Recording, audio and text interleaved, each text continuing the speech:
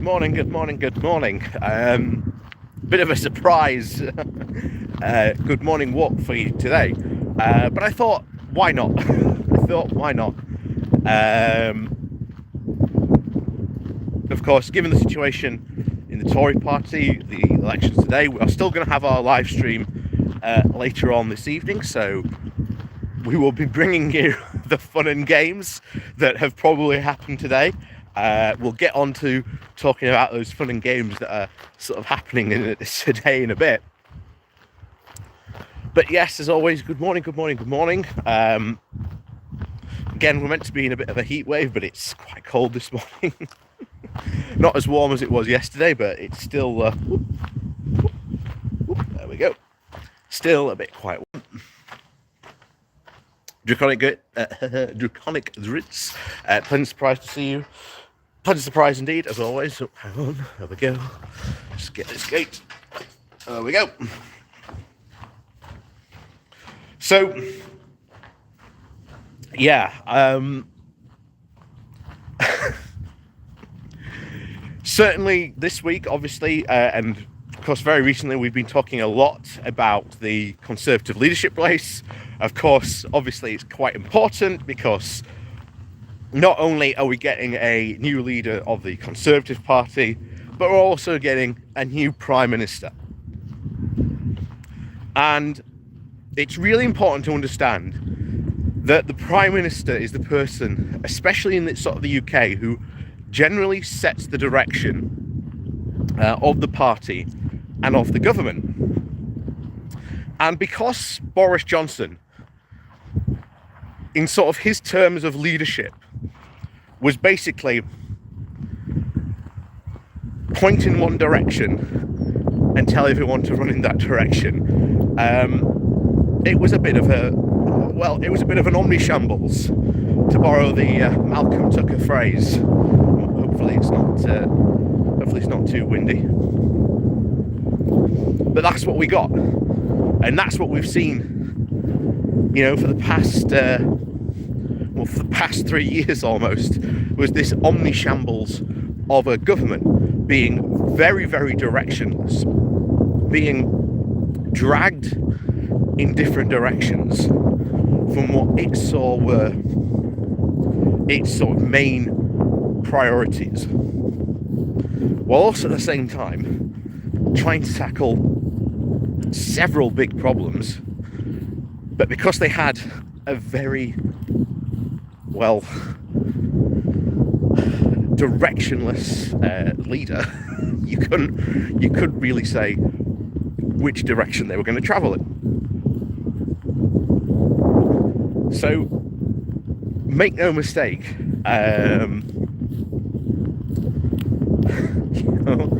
the direction of travel for this new government, depending on who we get, could be very, very interesting.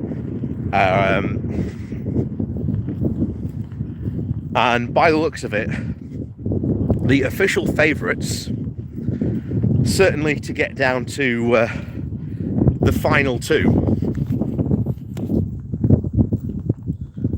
is the big final two at the moment, which are sort of polling quite well, seems to be a Sunak-Mordaunt final two. And make no mistake, that could be very, very interesting. But if you saw my Penny Mordaunt,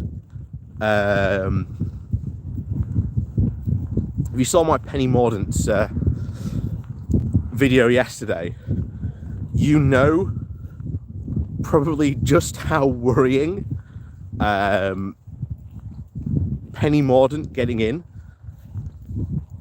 is as a Prime Minister.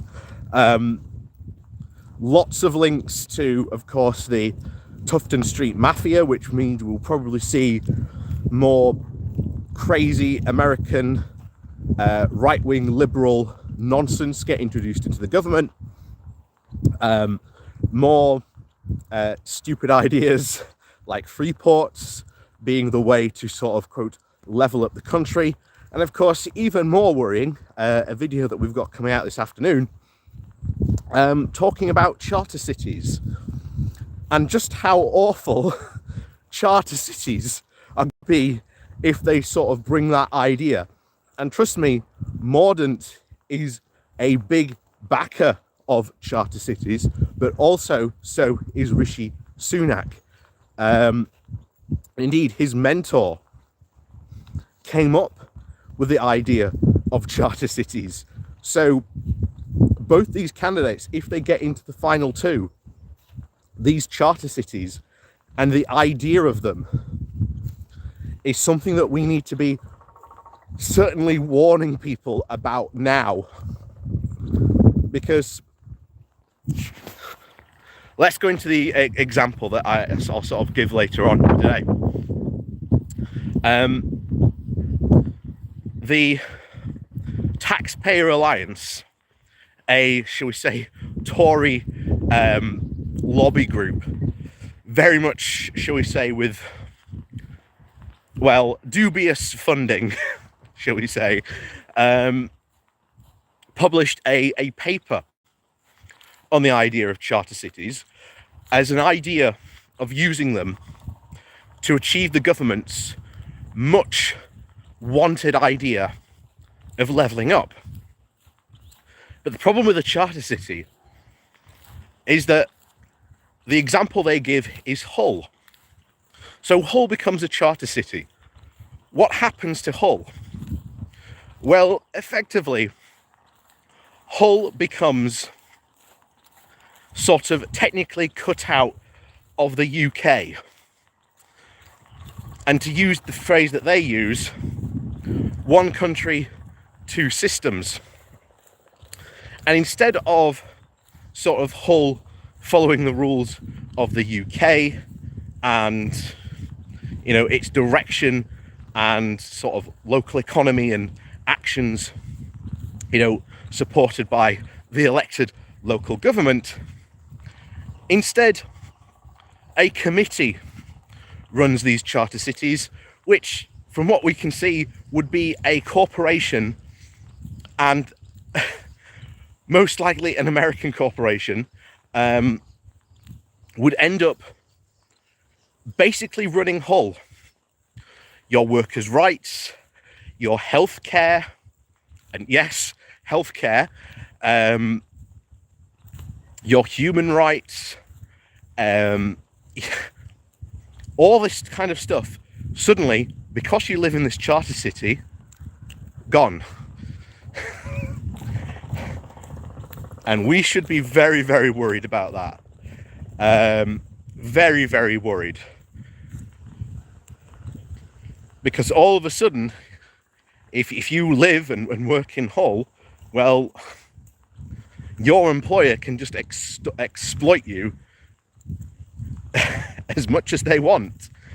And your only recourse, because there's no judicial system, the judicial system isn't the UK judicial system.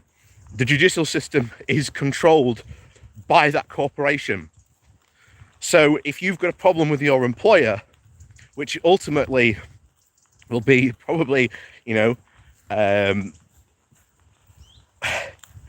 extorting you to extreme measures, you want to take them to court, you take them to the corporate funded court, who just also so happens to be the owners of the charter city that you now live in.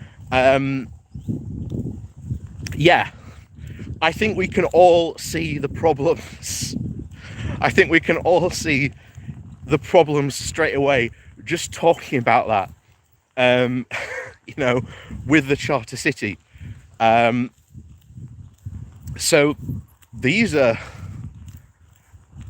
very, very big problems that we have to talk about and certainly be aware of, because if it does come down to a Mordaunt Sunak final two, we have to be wary that this could very well be ideas and policies that they want to push, that this could become Rishi Sunak's idea for levelling up the north. that you just make these places like Hull a charter city. And that, my friends, is very, very worrying indeed. So, yeah. Bit of a problem there that we certainly have to contend with.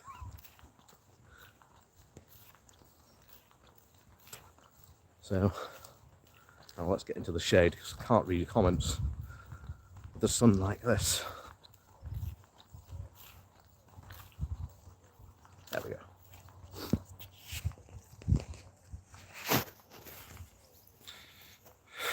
From now on, Penny Mordaunt must be called Pennywise, the killer clown from the movies. Have you heard the news? Pennywise could be the next Prime Minister.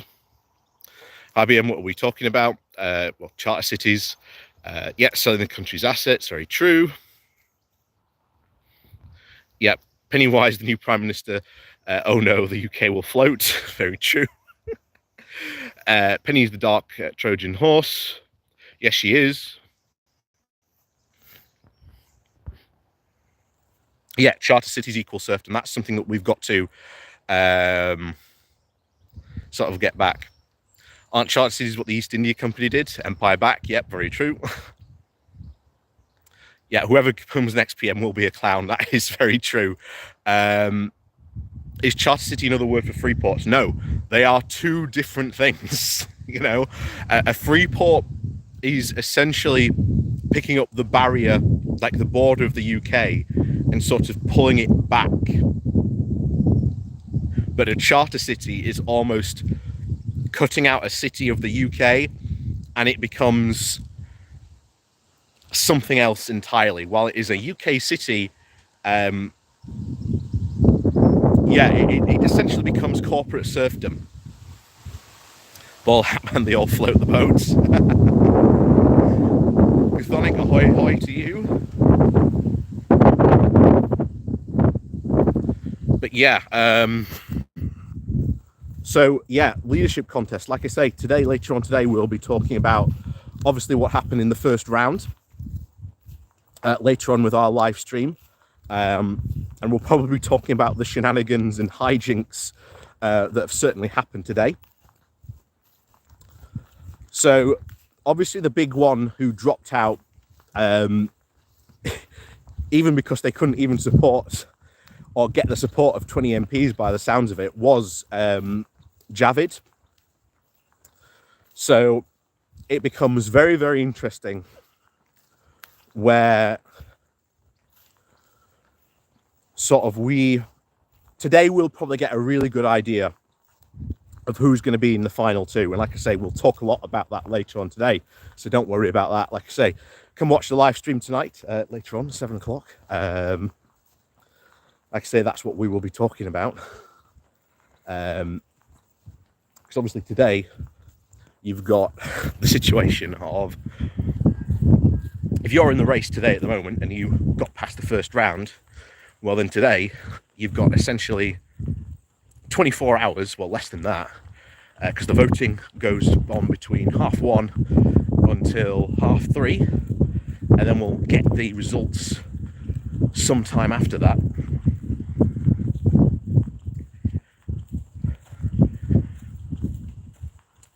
But you've got essentially up till about 1:30 today to try and secure another 10 MPs,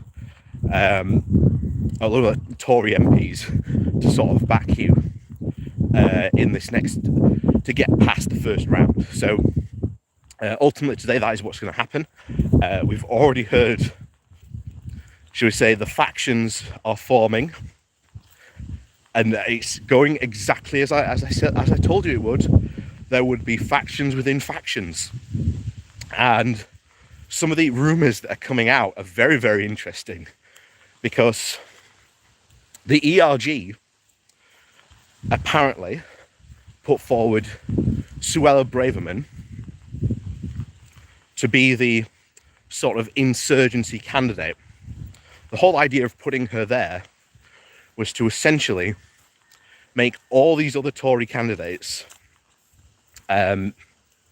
essentially react to her far-right push, and once again push the Tory party into a more far-right position. That's why she was there. But also, we're now getting reports that Michael Gove, another key big Brexiteer, that there has been some sort of split on the right about which way they will go and what they want to do.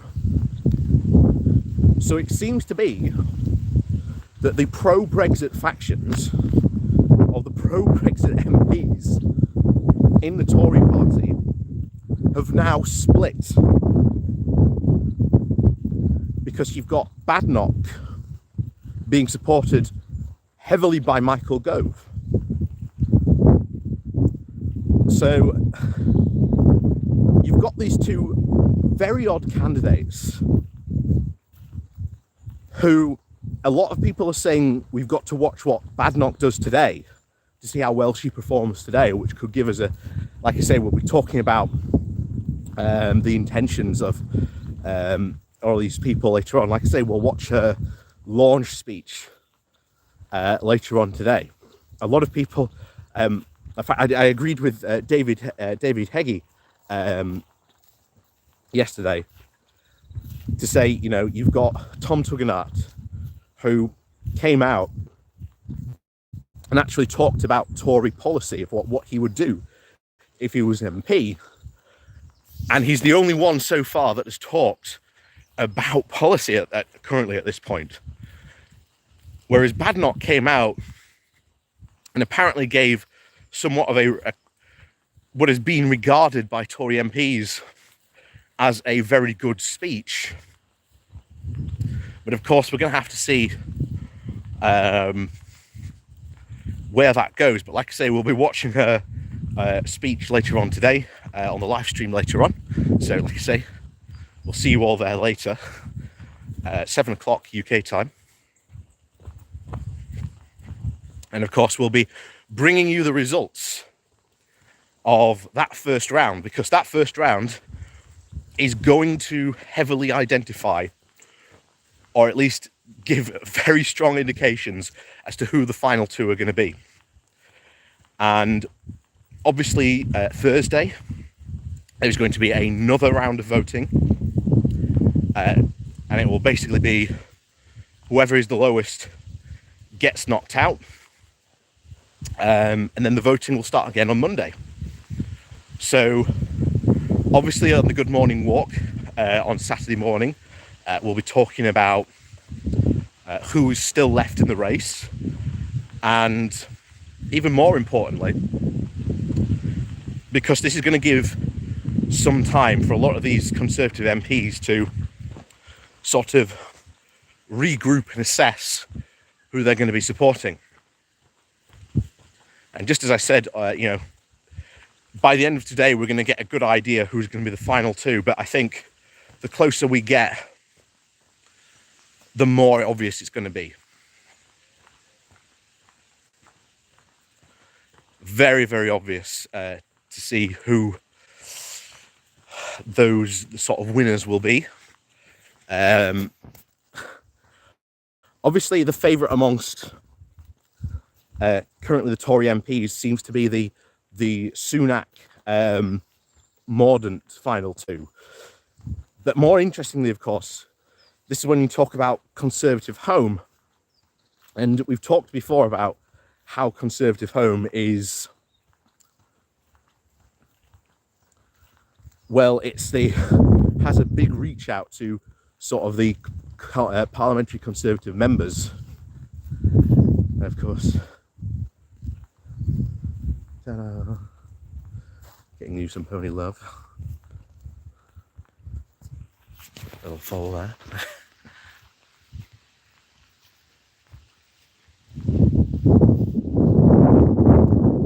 This is indeed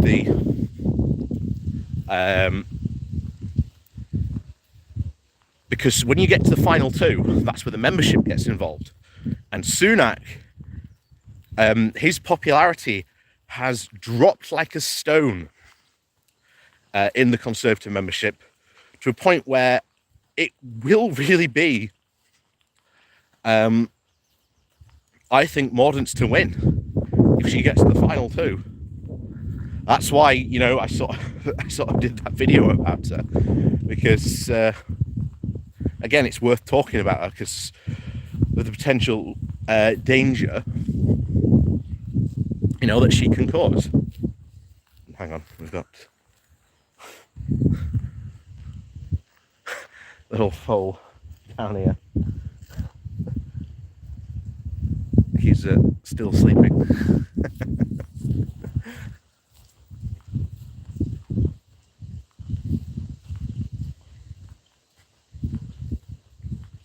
Yeah, the Express says that the Mordaunt is the best candidate. Doesn't surprise me. We're going to be seeing, certainly over the next couple of days, the papers pick out their yeah, pony, baby pony sleeping. Yeah, clear. It's probably a work event. He's very, very tired from. Yeah. But yeah, I think, money, good money. If you were to put, money on people, I would probably say that Mordaunt is the best bet. I really think she is. Sunak, of course, one of the big things that came out yesterday. The Sunak campaign has been accused of vote pushing. So what they've done is, this is exactly what Boris Johnson did, by the way, in his run. What Sunak has been doing is he has purposely gained supporters to go and support Jeremy Hunt to try and get him in to the final two, to try and essentially engineer the situation where he can fight Jeremy Hunt in those final two, because that's who he thinks he can win against. And like I say, it was the height of hypocrisy yesterday as Nadine Dorries came out and called Sunak out for doing this.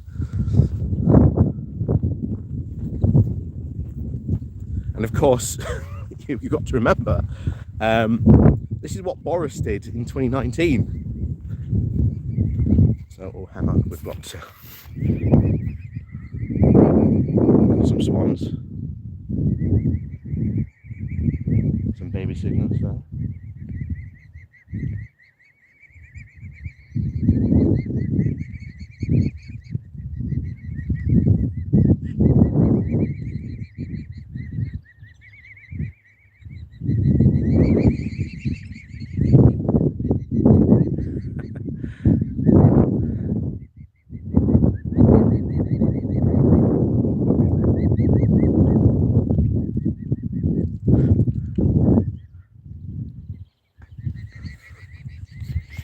So yeah, that's certainly one very interesting allegation. Of course, effectively that means that Sunak is trying to rig the contest in his favour, so that he can have an opponent in the final two he knows he can win against.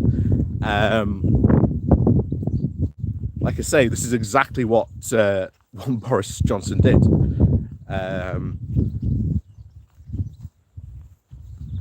Of course, in 2019, he was accused of doing the exact same thing. He would get enough MPs to pass the next round, and then anyone else who came to him said, "We want to back you," he would say, "Okay, instead of backing me, I want you to back Jeremy Hunt this round, to get him through, so that I can sort of have an easy ride at the final two." So that could be very, very interesting. But as we said earlier on, the interesting point we're seeing, certainly on the far right of the party is that split between the Brexiteers. And I think that could prove very, very interesting. The fact that you do have a split between these Brexiteers to try and decide a direction in which way Brexit should go. And we've seen a report already that because there has been this split on the right, that they haven't been as unified as they would normally be. The fact that you've got Badenoch and Suella, who have been put forward by these people, it's very interesting, very interesting indeed. But like I say, we'll talk about that later. And who knows? Like I say, they've got today, probably up until about 1:30, to try and actually find those extra 10 MPs to support them today. Because the threshold goes up from 20 to 30. So if you don't have those MPs, well, then you get dropped out. And then it goes to round robins. And it's, least person with the least votes gets dropped out. And of course, as always, when these people get, dropped out, it's a scramble to try and secure their voters' backing, and maybe even get them to back you as well.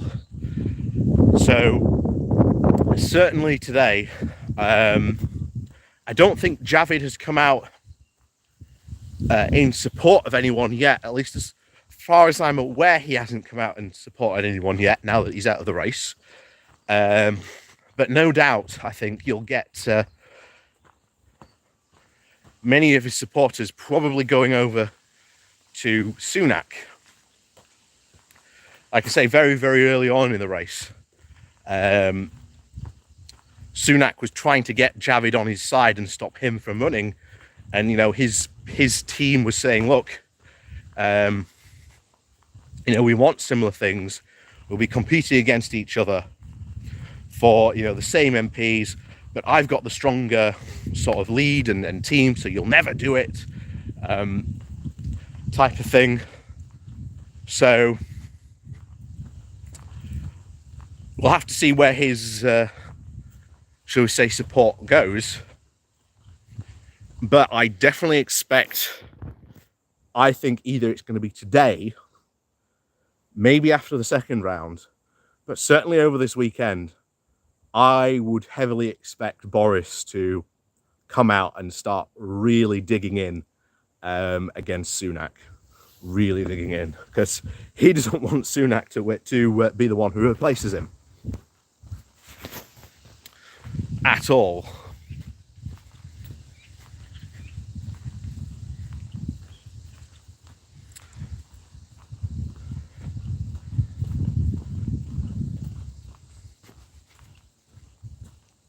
Yeah, which stinky toilet are you going to use?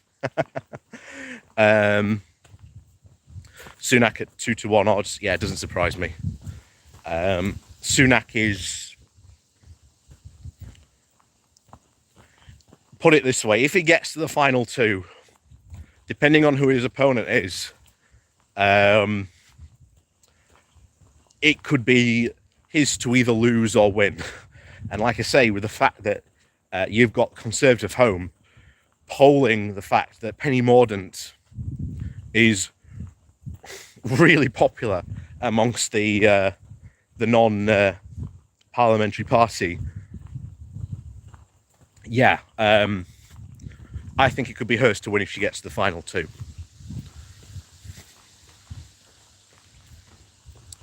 I really think it could be hers if she gets to the final two.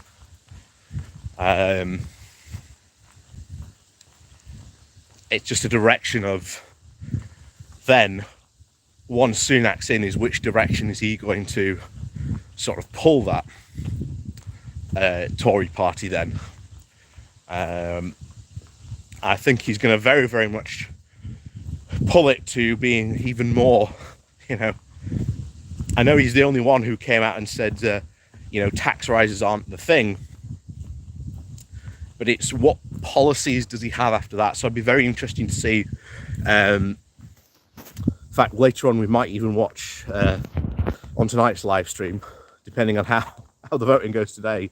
We'll try and watch some of these launch speeches some of these MPs have had for their campaign. So we want to watch Badenoch's today if she's still in the race. By the end of the day, we're going to watch Rishi Sunak's. And then, we'll try and find anyone else's that we can watch.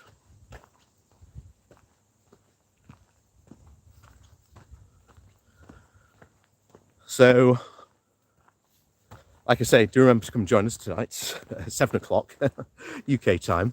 And like I say, we'll bring you the events that happened today. But make no mistake, I think today is going to be very, very, very, very interesting. But any MP who wants to continue to the next round not only needs those 10 MPs to obviously make the 30 mark, but after that needs to start securing backing from many, many more MPs. And I think the round robins that are going to start sort of taking place from Thursday. I mean, anyone who makes it past Thursday at that point then gets sort of Friday and the weekend to really start pushing and lobbying MPs, and certainly got more time to try and do it. Oh, is that a Scottish fan? I think I saw the name as hello to you. Good morning.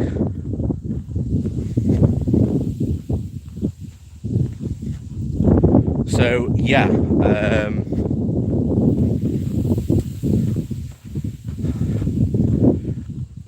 very, very interesting time certainly ahead today.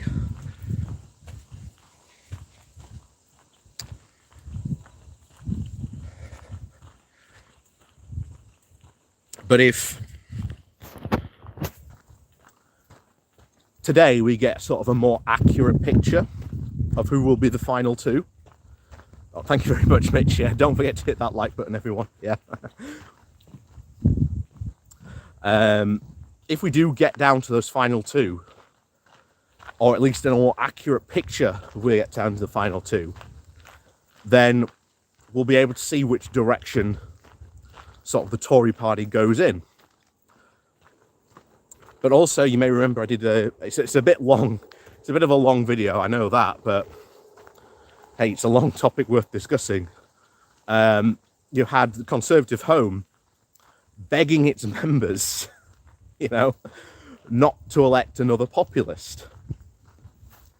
Pretty much my response to that was, that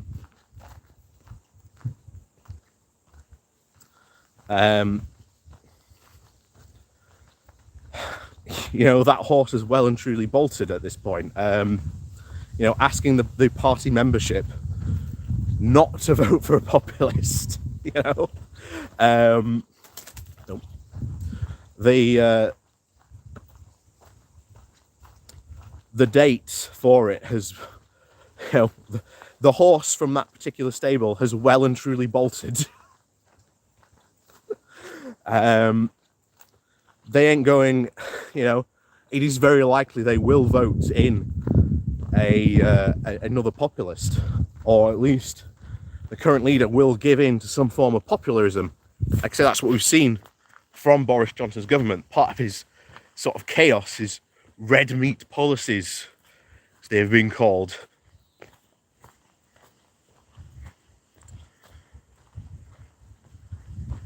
So, yeah, certainly today is going to be very interesting. Who makes it through, who drops out, I think will be the more interesting question. And you see it's difficult. I wouldn't be surprised if all 8 make it through today. That those 8 do make it through to the round robin. It wouldn't surprise me if all 8 made it through. But who could get dropped out? That's the interesting question. Braverman, maybe. Badenoch, possibly. Like I say, it'll be interesting to see this Brexiteer split that has formed now in the party over the direction of Brexit. Very much focused on how hard of a Brexit do we want, and sort of what do we want to do. Oh, hang on. Mitch, I'm not very familiar with this process. How to decide who makes it through and who drops out? Are there votes by the party? Yes, at the moment, all the votes going on until we get to the final two are done by party. So you've had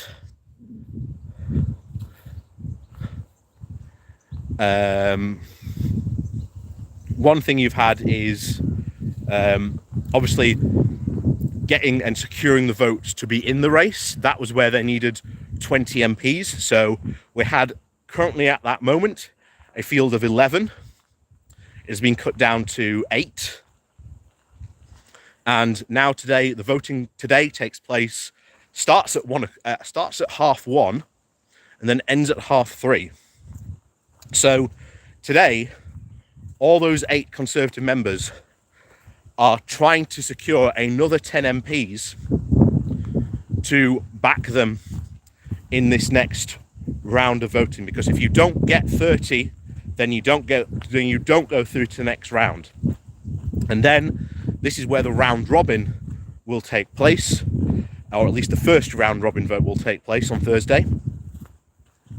And essentially it will be whoever has the less votes or the less supporters drops out and that will happen until we get to the final two. In fact, this is going to happen very, very quickly.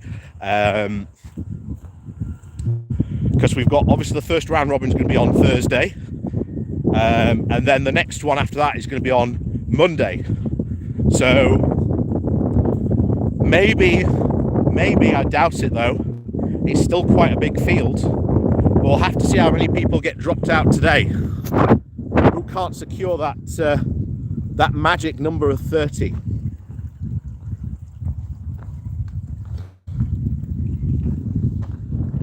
But like I say, we'll be talking about that later this evening. So yeah, do come along and join us for that. Like I say, that'll be quite fun. Like I say, so remember to hit that bell because that's what notifies you when I go live. So do remember to hit that bell. But like I say, put it in your calendars, whatever. And 7 o'clock tonight, GMT time, we will be streaming. We'll bring you the actions of what happened today in this Conservative leadership contest. Because, like I say, not only is it funny to watch, but already, given the fact that there is this split that happened on the Tory right about we don't know exactly what at the moment, but almost certainly I think it will come down to just how hard a free market fundamentalist Brexit these fanatics want. Michael Gove, while he was obviously very much a sort of a pro-Brexiteer from the very beginning, was in favour of sort of regulations where you have Suella Braverman, again, an ERG member herself, being very, very much supported by the even more hard rights libertarians in the Conservative Party. So already we are seeing these splits and the effect this is going to have on the Conservative Party. So let's just say it's fun just to sit back, eat popcorn and just watch the chaos unfold.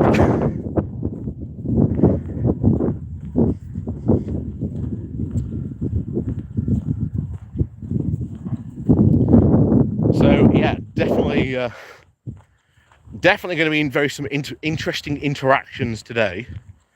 Of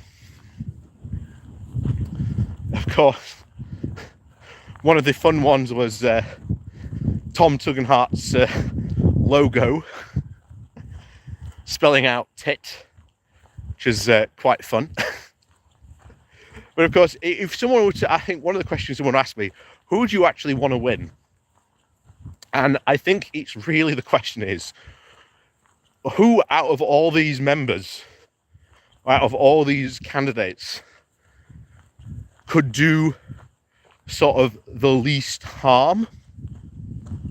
Because there is an argument to be made that we want a conservative, the new conservative MP or the new PM we want, or at least who we get in, we want someone who's really sort of hard right, who would do a lot of damage, so it makes it really easy for